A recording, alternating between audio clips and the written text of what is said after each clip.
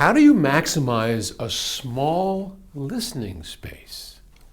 I thought we'd come here to our little conference room. This is where we do all our video chat stuff with other engineers. We come here. And this room is not, it's like 8 feet, 10 feet wide, 12 or so. It's a pretty small room. Anyway, this question comes from York in New York City. You like that? York from New York. I like it. Hi, Paul. Space is at a premium cost living in New York City. Yeah, no kidding. I have a small living room, 12 by 12, not too much different than this space. It's very hard for me to move my speakers away from the wall to give it some breathing room. If I have a sofa facing the speakers, and if I move the speakers away from the wall, there's not enough room to walk.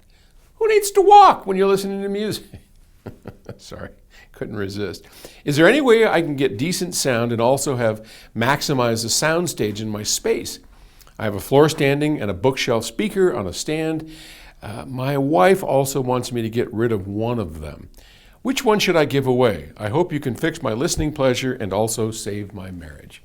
So I can't use the line, give your wife away. No, we don't want to do that. All right. Well, first off, give away your floor standers. If you have to choose one, go for the smaller speaker. Why? Well, floor standers or the small speakers are going to work about equally well in your room. But aesthetically and giving you the ability to get this to work and save your marriage, I know that's pretty high on your list, and it should be.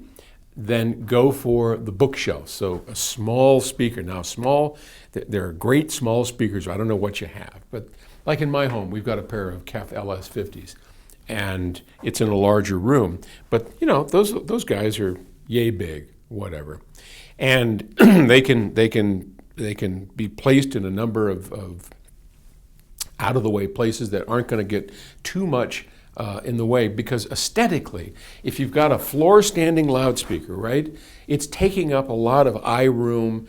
Even though the footprint is identical to a floor stander, which is, you know, we like to think that, well, bookshelves are small so they don't take up as much room. Well, actually, they take up exactly as much room because they got a stand, right? So you have a stand, and it's just as much. But aesthetically, when you look at it aesthetically, it looks like there's just a little speaker on a stand.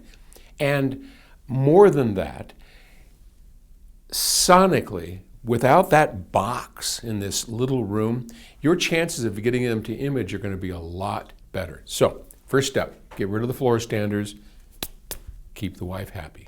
Happy wife, happy life, right? Happy mates, that's what we want. So, next thing, what do you do to get some space? Well, you're kind of limited. You don't have a big choice here because, as you pointed out, if you move your speakers out and get some breathing room, then you have a couch, you're not going to have any room to walk, regardless of which ones you get. There's a couple things you can do. If you can manage, you could try a classic corner placement. So one here and one over here. Now, I don't know if that works in your room, but let's just say it does. What that does is it allows you to have less of this flat wall behind it.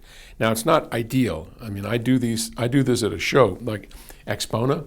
We do a corner placement like that. But if you experiment around with that, that does a couple of things. One, it allows you to put some crap here in the middle so that aesthetically that works kind of well. But by putting the stuff, furniture, bookshelves, I don't know, whatever, you can, when these speakers are off to the side, it will absorb some of the reflections, because that's the problem. If you get them too close to the wall, you know, listen how my voice changes as I get close to the wall. As I'm talking, hear how it sort of beefs up and as I move away, you know, then the lower frequencies go away, and as I walk close to the wall, then it starts changing the tonal balance of my voice. So that's what happens when we get close to the wall. Plus, you're getting some that's called baffle diffraction, right? And we have what's called a baffle step that we put in. So when I get real close here, I can remove some of that in the crossover. If I'm real close, And I can change the tonal balance with what's called a baffle step in the speaker, which is a crossover thing. But you don't have that. Anyway, I diverge. I never diverge, right? So you want to get them away from the wall as best you can. But if you have it flat against the wall, then this whole baffle problem comes up where you got this wall reinforcing that. But if you do it to the side here, right?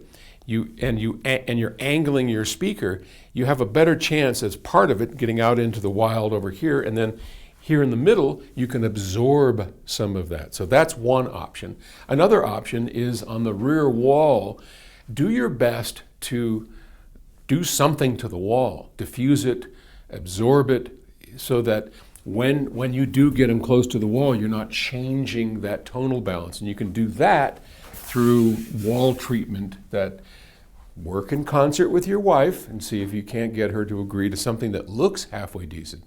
But anyway, those are two suggestions for you. And the last one I'll give you that will give you a bigger room, and I say this all the time, get a subwoofer. Get a little subwoofer with those bookshelves. Now the subwoofer can be hidden, it can be anywhere in the room. Rel makes a great little remote transmitting thing without wires. And you could put it on the other side of the room, doesn't matter where it is. Just get it, hook it up, and that will give you a bigger, fuller sound in the room from these little weenie speakers. And I think you'll be doing all right. Okay, hope that helps. Thanks for the question. I'll talk to you tomorrow.